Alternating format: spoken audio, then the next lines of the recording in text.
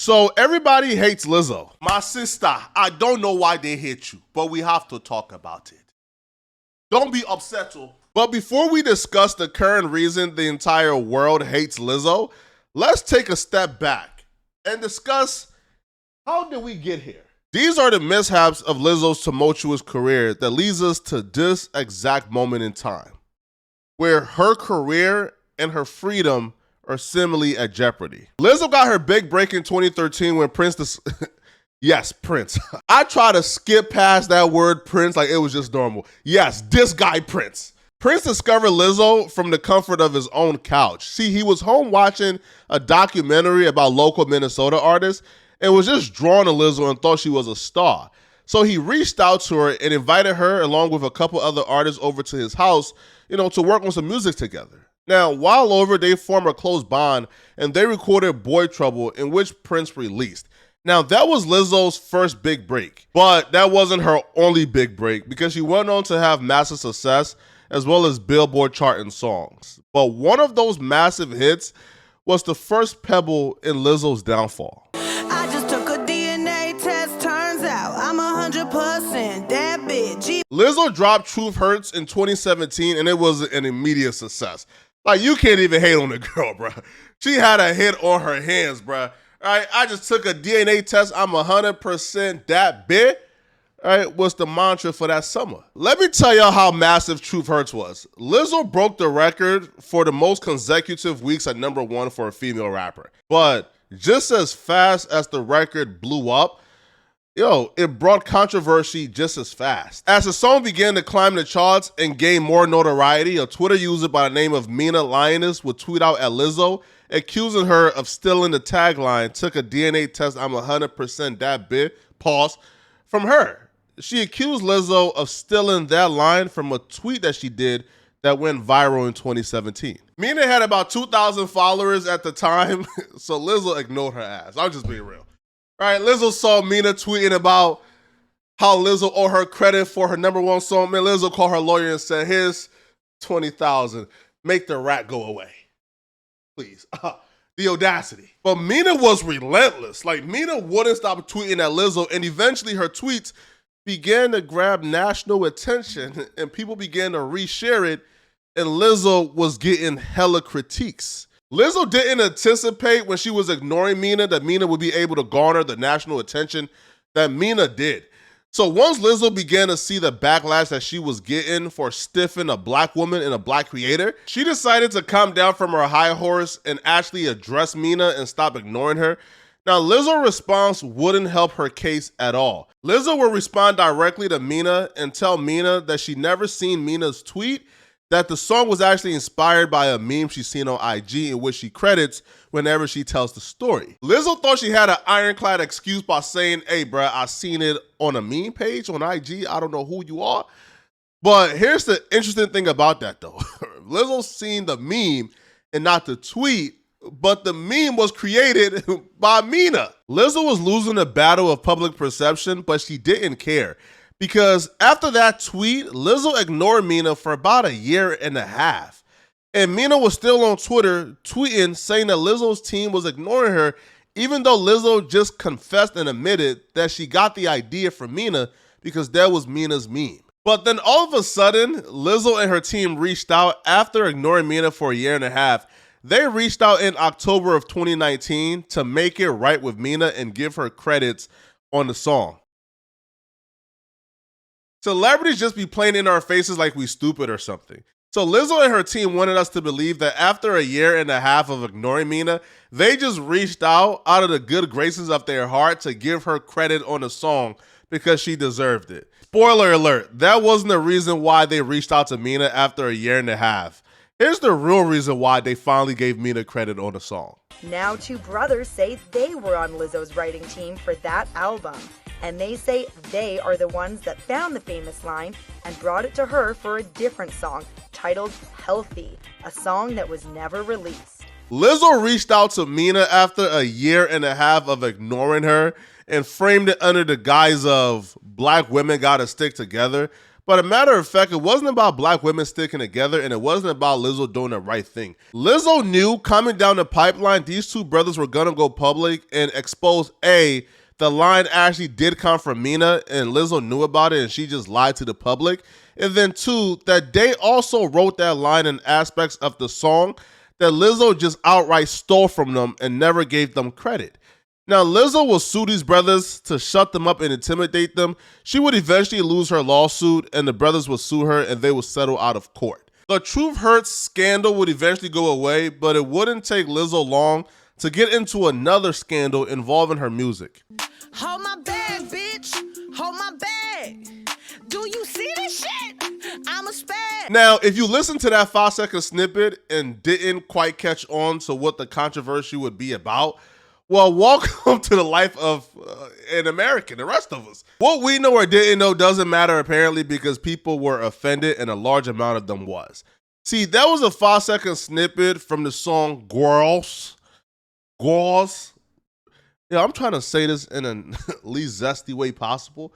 But when Lizzo released Grrrls, her fans took to Twitter to express their displeasure. This wasn't just some crazed fan who had a loony take on Lizzo. And it just didn't stop on Twitter because every major publication picked it up and they critiqued and chastised Lizzo for using the word spaz in her song. Unlike her other scandals, Lizzo would take immediate and swift action when dealing with the spaz scandal. She would respond back on Twitter by issuing an apology and not making an excuse. She would also edit the album version and the final version on YouTube to not include the word spaz. Honestly, out of all of her scandal, this would probably be the one she had a ground to stand on and could probably survive not apologizing for. Because honestly, people were more upset at Lizzo for apologizing and catering to cancel culture than they were for saying the word spaz in her song. Maybe it was the B word? No, she says that stuff all the time. The word was spaz. Oh, Yeah. I'm sorry, what? Yes, the word was spaz, and I love it. Like, this is what happens is when everyone just agrees, oh, it's not he, it's she. Oh, you can't say, well, we can't say spaz, you know, like gypped, we lost gypped. We call this a scandal, but honestly, it was just a big run-on joke because people found more humor in somebody trying to cancel Lizzo for saying spaz than any type of anger for her actually saying spaz. But what's not a laughing matter, though, was Lizzo's next scandal.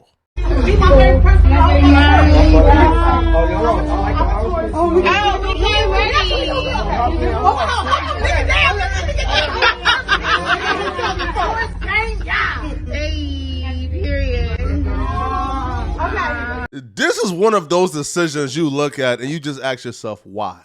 Even if you were an absolute pick-me, even if you were a Chris Brown fan, why would you ask for a picture in a public setting and align yourself with Chris Brown when your brand is women empowerment, body positivity, feminism, equality, all that good stuff? Her fans were absolutely irate. They called Lizzo a fraud for saying she was all about women empowerment, but then hanging with a convicted woman abuser. What's crazy about this, though, is that this scandal was probably the most severe in terms of career ending, but this is the only one that Lizzo never responded to. Like, Lizzo never put out a statement, never apologized, never addressed it, never touched on it. Nah, she just pretended like it never happened. And because she pretended like it never happened, because she never addressed it, well, like it lasted probably like 3 days and folks stopped caring about it. Now, what didn't go away as fast as the Chris Brown scandal is this next scandal.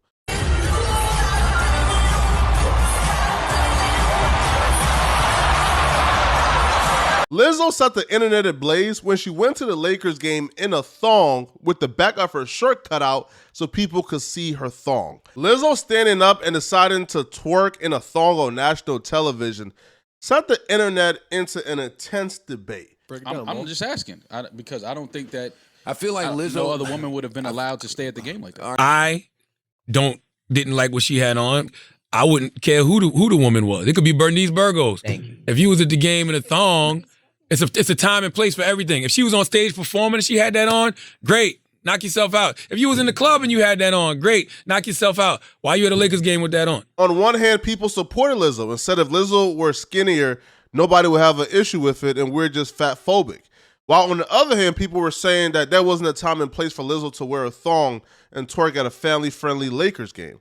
Now, Lizzo responded back to all the criticism in a real cheeky manner. This is who I've always been. Now everyone's looking at it. And your criticism can just remain your criticism. Your criticism has no effect on me. Negative criticism has no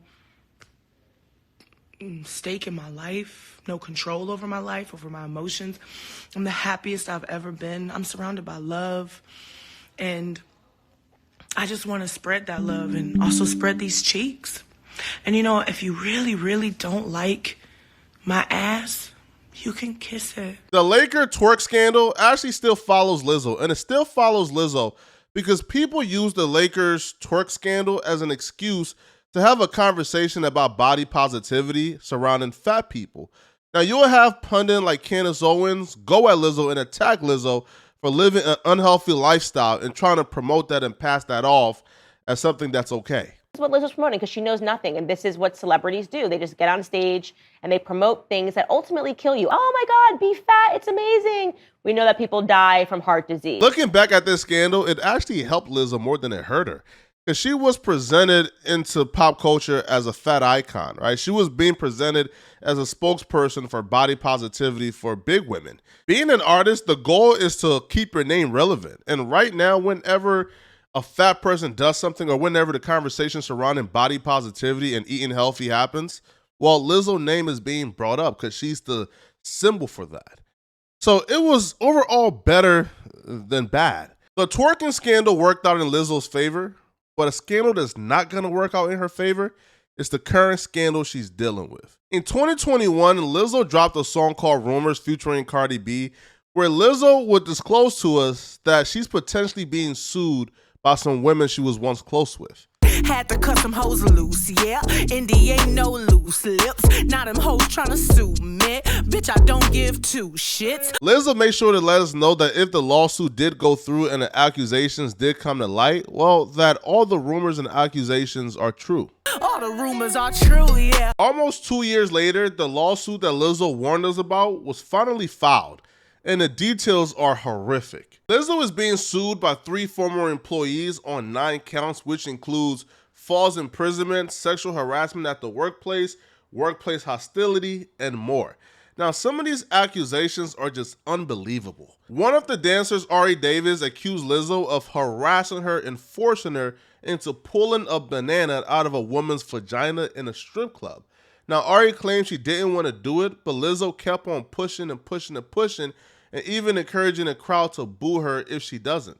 That same dancer also accused Lizzo of fat shaming her. You know, she was worried about me at South by Southwest. And when I was at South by Southwest, that was the first time I had showed up to a Lizzo event or gig, noticeably having gained weight. There was nothing different about me. My performance skills were the same. My demeanor was the same. My energy was the same. The only thing that was different about me was my weight. And in this meeting, she stated as well that dancers get fired for gaining weight.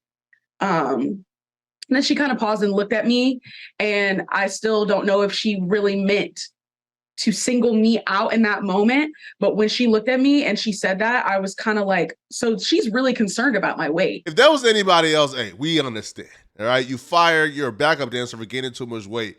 Maybe it affects their job. But because it's Lizzo, we don't understand. Because Lizzo has been out here carrying the torch for body positivity, big girl empowerment, but then you fired a big girl, well, for being big. The accusations didn't stop there. They accused Lizzo's dance manager, Mrs. Quigley, for obsessing over the girl's sex life, even saying they shouldn't have sex before marriage.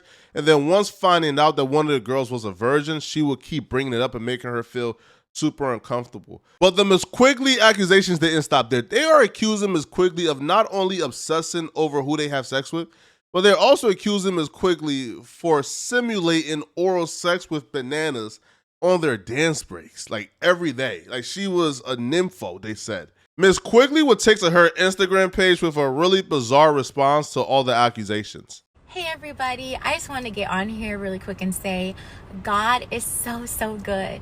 God loves you so much. No matter what you're going through, even if you don't love him, he loves you. Glory to God. I just want to remind you that He is love. He is truth. He is the light. He is the first and the last. And all things work together for those that are called according to His purpose. I understand you can't speak about a pending lawsuit or really say too much. Then you shouldn't have said anything at all. Because this right here is just so bizarre, it makes me think you're actually guilty. Now, as the hostile work environment accusations is coming out against Lizzo, well, there are other people who has worked for Lizzo in the past. They're coming out and they're telling their story. One person says that Lizzo treatment of her when she was employed by Lizzo have sent her into therapy. Another person is saying they were working on Lizzo's documentary and that Lizzo was such a bad person and treated people so poorly that she had to drop out because Lizzo didn't know how to speak to her. Lizzo's response to being accused of false imprisonment, sexual harassment, assault, fat shaming, and more is to just block the bloggers and news pages who are posting about the accusations. I don't know what that's going to do for Lizzo. It's not going to make it go away. But I guess we'll see how things turn out. Would this be the final dagger that would end Lizzo's career? We'll see. But for now, sub to the channel, sub to the channel, sub to the channel, man, to support me. I'm going to see you guys soon, all right? It's your boy, Portic Flacco. Peace.